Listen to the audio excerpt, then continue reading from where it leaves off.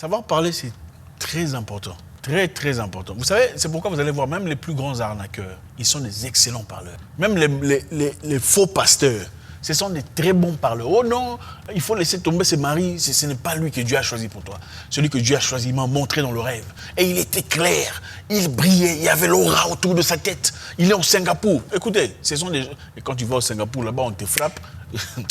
Les politiciens, ceux qui deviennent souvent des dictateurs. Oh non, ne vous en faites pas, on va améliorer ici, on va changer vos vies, vous ne payerez plus de taxes. Ce sont des grands parleurs. Parler, c'est très important. Parler, c'est comme un couteau, d'accord? C'est comme un couteau. Un couteau, on peut l'utiliser pour couper la viande, cuisiner, préparer, manger pour tout le monde. On peut aussi utiliser un couteau pour tuer quelqu'un. Donc c'est un couteau à double tranchant. C'est un élément très important. Ça vous permet de vous défendre en moment de difficulté. Okay? Il y a des fois, vous êtes en argument avec une personne. Au fait, il n'a pas plus raison que vous, mais il sait parler mieux que vous.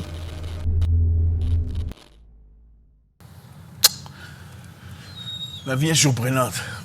Cette banquière vient de m'envoyer un message pour me dire qu'ils ont de sales, c'est-à-dire quoi? Ils ont des loans. Loan, c'est quoi en français?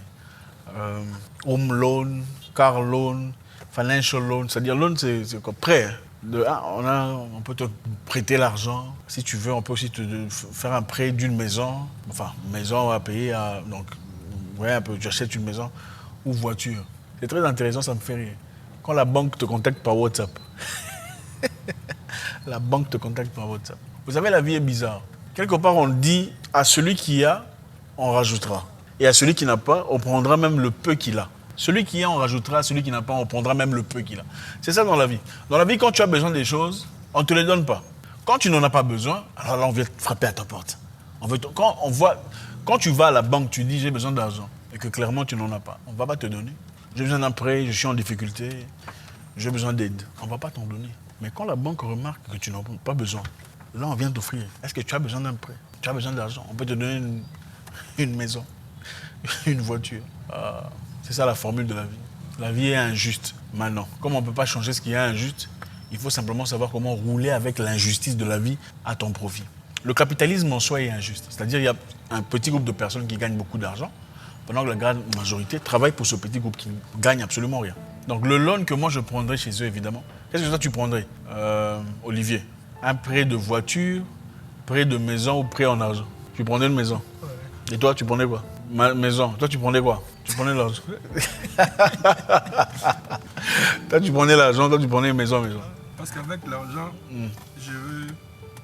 c'est vrai que je vais investir plus tard dans l'immobilier.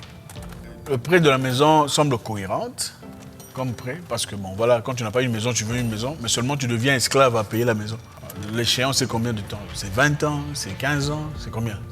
C'est beaucoup d'années à payer une maison, tout ça. Bon, moi, je pense que l'argent est une voiture, déjà, c'est à côté, on n'en a pas besoin. Je pense que j'en ai assez. Puis, franchement, quand on a de l'argent, on n'a pas vraiment besoin de voiture, c'est clair. L'argent est bien.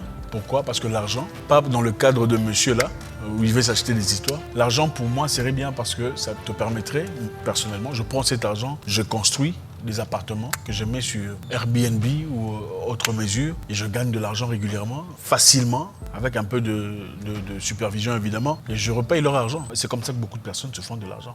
Mais évidemment, pour arriver à ce point où la banque t'appelle pour te faire des offres de ce genre financier, à un niveau quand même considérable, il faudrait avoir un record ou un palmarès clair de beaucoup d'années. C'est une banque étrangère. Vous savez, les gens dans leur pays ou dans leur pays, peu importe, enfin bref, il ne faut pas entrer dans les détails, c'est toujours un peu compliqué. Donc c'est-à-dire que tu construis un palmarès propre, tu arrives à ce point. Ça fait du bien. Mais la leçon est claire. La leçon est que quand tu n'as rien, on ne te donne rien.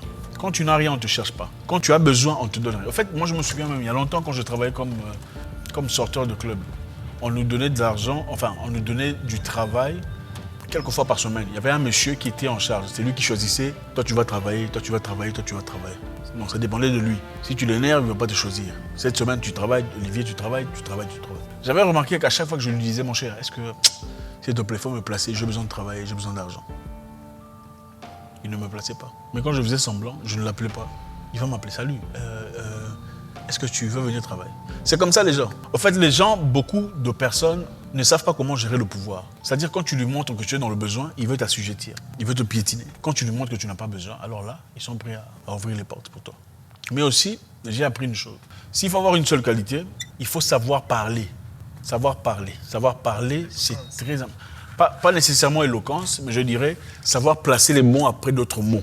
À un moment précis, dire les mots qu'il faut. Moi, j'ai déjà arrêté l'avion dans un milieu où les gens ne me connaissent pas. L'avion est déjà bloqué, on l'a déjà fermé, tout est bloqué. On ne m'a pas encore checké in. Vous comprenez? J'ai fait 2 phrases, s'il vous plaît. Je suis en train de partir à un événement très, très important. Et c'est pour l'honneur de tout le monde. Si vous me demandez de partir, je resterai. Je ne discuterai pas. Si vous m'autorisez d'entrer, j'en serai gracieux pour toute ma vie. Le monsieur m'a regardé comme ça. Entrez. Vous comprenez? Pendant qu'il y avait un monsieur avant moi qui avait commencé à crier « Non, il faut le laisser partir. C'est pour l'honneur de tout le monde. » Ils se sont bousculés.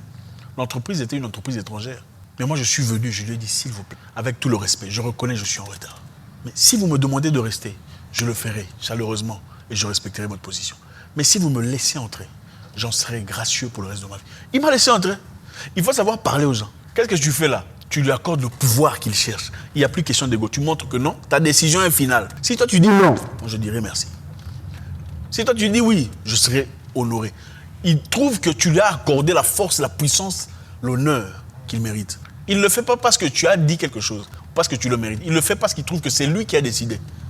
Il ne le fait pas parce qu'il a l'impression que tu l'as convaincu. Il le fait parce qu'il trouve que tu lui as laissé le pouvoir de décider. Donc il y a des choses très importantes. C'est savoir s'adresser aux gens, savoir parler aux gens. Ça peut t'ouvrir la porte de la vie, comme ça peut te sortir. Moi, je me souviens encore une fois, j'aime bien raconter des histoires sur moi-même parce que ça fait plaisir. C'est toujours bien de raconter des histoires sur base d'expérience. Je me souviens longtemps, on travaillait dans un parking. Vous savez, dans un parking, c'est dans un pays, il y avait beaucoup de vols, beaucoup de banditisme. On cassait les voitures des gens, tout ça. Comme on cassait les voitures des gens pour voler, on faisait du breaking, on vole la voiture. Il y avait donc besoin de sécurité pour garder les voitures. À chaque fois que les gens venaient aller au restaurant, les voitures étaient là parquées et les gens, nous, évidemment, on travaillait là pour surveiller les voitures. Alors, je suis venu, j'ai trouvé des gens, c'est un pays anglophone. J'ai trouvé des gens qui étaient là depuis 8 ans, 7 ans, qui ne parlaient même pas anglais. En tout cas, ils sont toujours dans leur langue maternelle. Les blancs, là, les blancs. C'est incroyable. En fait, l'objet, c'était quoi? Quand le propriétaire de la voiture vient avec sa voiture, il parque, il sort de la voiture, tu lui dis bonjour boss, merci, je suis là. Il entre. Et à sa sortie, qu'est-ce que moi je faisais? Contrairement à tout le monde, à chaque fois qu'un monsieur venait avec sa copine, si je trouve que c'est un homme et une femme, je dis good morning boss, how are you? You looking good, nice couple. Tu vois? Donc je dis bonjour, chef, vous avez bonne mine et c'est un beau couple. Même s'ils ne sont pas couple. Le monsieur me dira salut, ça va? Ah ok. Mais tu vois un peu, quand un mec est en train de draguer une femme, toi tu viens, tu dis beau couple. Ça veut dire quoi? Que tu mets des points dans leur histoire. Il a l'impression que tu es en train de parler à la fille, à son propos. Lovely shoes, nice shirt, belle chemise, belle paire de chaussures. Le monsieur, avant de partir, s'il allait me donner l'équivalent de 0,5 $, il va me donner peut-être 10 $.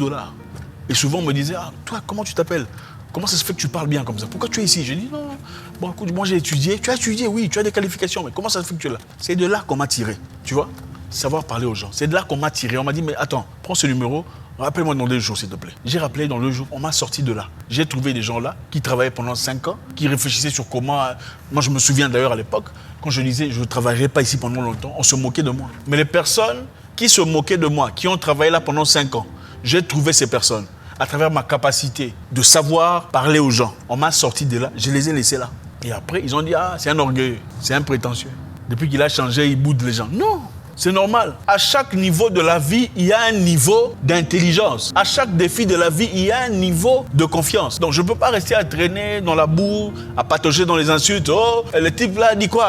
Ronaldo, Real de Madrid. Je n'ai pas le temps. Quand je suis arrivé là, là-bas aussi, quelqu'un m'a trouvé. Il a dit, toi, tu es là comment? On va t'emmener ailleurs. C'est comme ça. Pourquoi? On sait comment s'exprimer. Donc, s'il faut avoir une chose, en tout cas pour moi, il faut savoir parler. Parce que tu peux être la personne la plus douée du monde, la personne la plus apte du monde. Mais si tu es incapable d'exprimer ou de démontrer ou d'envoyer des signaux sur tes compétences, tu n'iras nulle part dans la vie. On vit dans un monde malheureusement où personne ne viendra, en tout cas très peu de personnes, surtout en Afrique, il faut le dire. Très peu de personnes diront « ce gars-là, il est vraiment fort. Lui, il est capable. » Très peu le feront. Même tes proches ne le font pas. Même les gens qui sont censés être des gens qui t'aiment pour de vrai disent difficilement du bien de toi. Donc, il faut être capable de faire sa propre publicité. Il faut être capable de s'exprimer, de faire des choses. En tout cas, c'est très, très important. Je suis parti dans un pays en Afrique centrale.